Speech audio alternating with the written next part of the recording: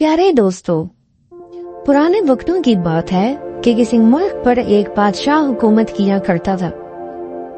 रियाया की खुशकिस्मती कि वो बादशाह इंसाफ पसंद था। वो अपनी रियायत का बहुत ज्यादा ख्याल रखता था। खामखा की लड़ाइयों और जंगो जदल से बहुत परहेज किया करता था। इसके अलावा शहजादे भी अपनी रियाया पर बहुत ज्यादा मेहरबान थे। एक दिन मलका का हार गुम हो गया जिस पर हीरे जवाहिरात जुड़े हुए थे। वो मलका की शादी का बहुत यादगार हार था।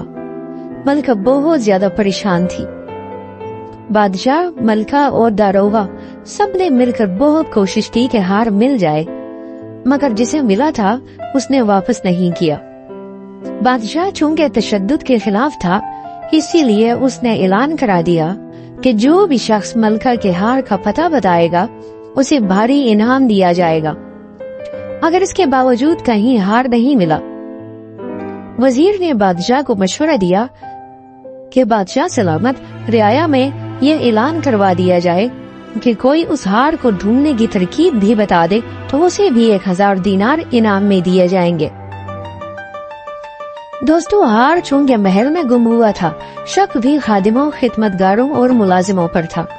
वो सब पुराने और वफादार थे, लिहाजा बादशाह उन पर तशद्दुद का बिल्कुल भी कायल न था। वो ये समझता था कि ये गलत हरकत तो किसी एक फर्द ने की थी, उसकी सजा किसी दूसरे शख्स को कभी ना मिले। बादशाह ने मुल्क में ये ऐलान करवा दिया कि कोई तरकीब बताए जिससे हार मिल जाए तो उसे बहुत बड़ा इनाम दिया जाएगा। बहुत से लोग तजावीज लेकर आए, कोशिशें भी की गईं, मगर हार कहीं ना मिला। एक दिन बादशाह दरबार लगाए बैठा था कि एक लड़का अपने गधे के साथ हाजिर हुआ और अर्ज की कि वो हार ढूंढ कर देगा। बादशाह और दरबारी बहुत हैरान हो गए कि कहाँ ये लड़का और कहाँ वो बूढ़े अक्लमंद अफराद जिनकी तजावीज से भी हार नहीं मिला, ये कैसे हार ढूंढ कर देगा। बादशाह ने पूछा कि वो कैसे हार ढूंढ कर देगा। लड़के ने जवाब दिया कि मेरे इस गधे को आम गधा ना समझे, ये बहुत हसास गधा है। जो ही चोर उसकी दुम को हाथ लगाएगा ये चीखने लग जाएगा।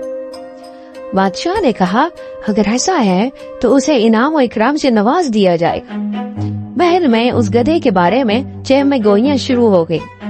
उस लड़के ने 2 खेमे नस्ब कराए।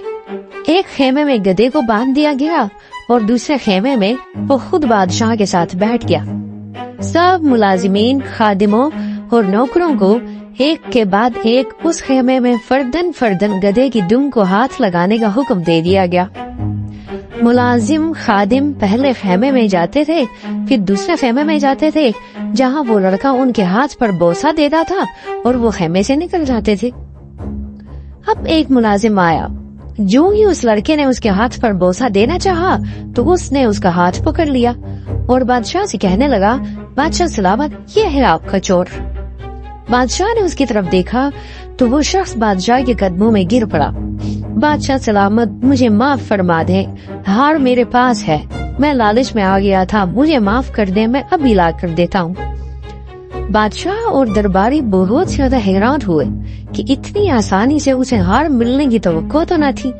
जब मुलाजिम हार देने के लिए खेमे से बाहर निकला तो बादशाह ने लड़के से पूछा, तुमने चोर को कैसे पहचान लिया?